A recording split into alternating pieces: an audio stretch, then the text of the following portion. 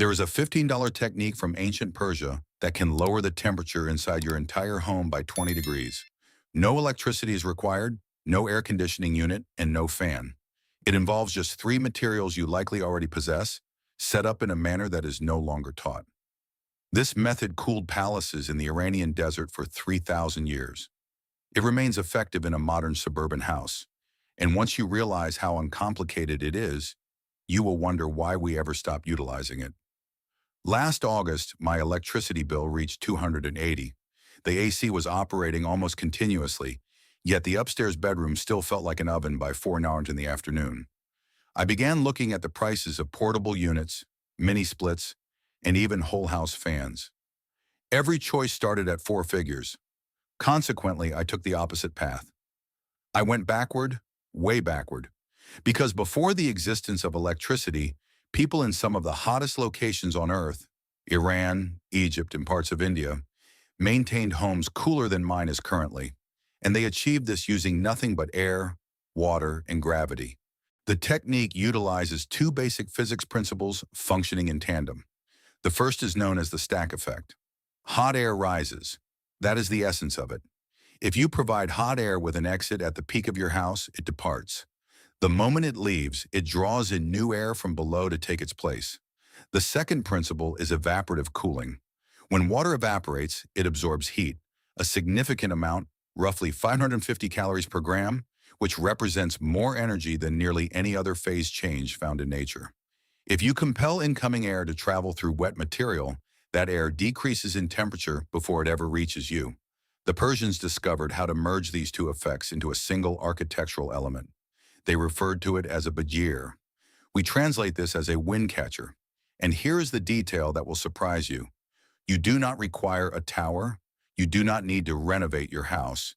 You can construct the entire system in one afternoon for less than the price of a pizza. So why do we no longer use this? It is simple. The window air conditioner. In 1947, a firm called Henry Gelson Research began selling inexpensive window units to the American public. By 1953, over 1 million had been installed. Within 20 years, central air became the standard in new construction. The windcatcher, the wet sheet method, and the evaporative tower were all buried under refrigerant and a monthly electricity bill. It was not hidden. It was not taken from us. It was merely forgotten.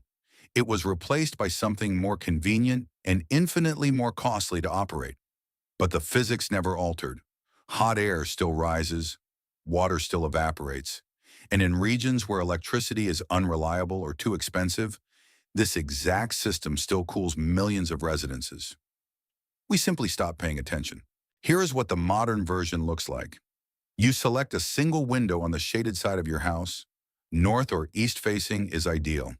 You hang a piece of wet burlap or cotton across the interior of the frame.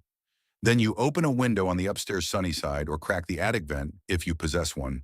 That is the entire system. The hot air trapped upstairs rises and escapes through the high vent. The vacuum it generates pulls outside air through the wet sheet downstairs. That air is 12 to 25 degrees cooler than the outside temperature by the time it crosses the room. In a dry climate, the decrease is even more dramatic.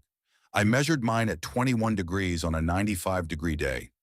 Inside the house, it remained at 74 with no compressor running, no fan, and nothing plugged in. Here is exactly what you require.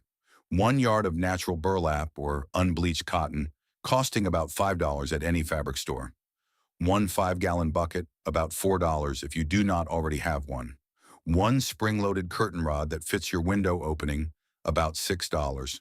A small bowl of plain table salt is optional, but it slows the rate of evaporation and allows the system to run longer between refills. That is your entire shopping list.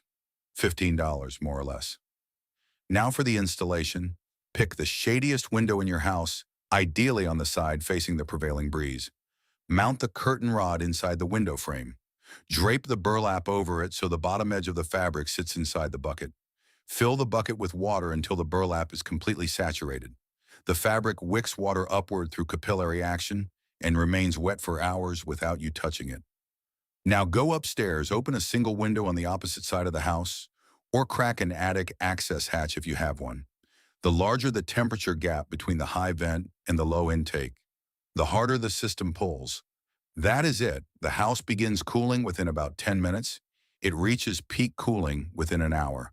And it costs nothing to operate because the only energy source is the temperature differential between your basement and your roof, which the sun provides for free. A few small upgrades make the entire thing function better. Stretch the burlap tight so air is forced through it instead of around it. Use 2 layers if you live somewhere extremely hot. Refill the bucket once in the morning and once at night. If your tap water is hard, add a tablespoon of vinegar to slow mineral buildup on the fabric. And if you want to push the system harder, place a shallow tray of ice in front of the wet sheet on the worst afternoons.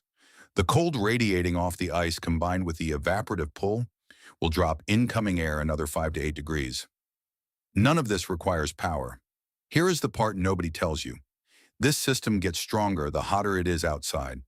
Most cooling solutions break down on the worst day of the year. A window AC unit struggles when the outside temperature climbs above 95. A heat pump loses efficiency above 100. But evaporative cooling is the opposite. The hotter and drier the outside air, the more heat each gram of water absorbs as it evaporates. On a 105-degree day in a dry climate, this setup can drop incoming air by 30 degrees. In Phoenix, in Las Vegas, in the dry parts of California and Texas, this is not a backup plan. This is the primary cooling system in millions of homes. They just call them swamp coolers and pretend it is a modern invention. It is not. It is a 3,000-year-old idea wearing a new label. Now here is the honest assessment. This trick has limits. It does not work well in humid climates. If your dew point is above 65, the air cannot absorb much more water, and the cooling effect drops fast. So if you live in Florida, in Houston, or in the Carolinas, this is not your full solution. But for the dry inland half of North America, the plains, the Mountain West, the Southwest, most of inland California, and big parts of Canada in summer, this single setup will do what a Washington $500 mini split would do for $15, and it will keep working when the grid does not.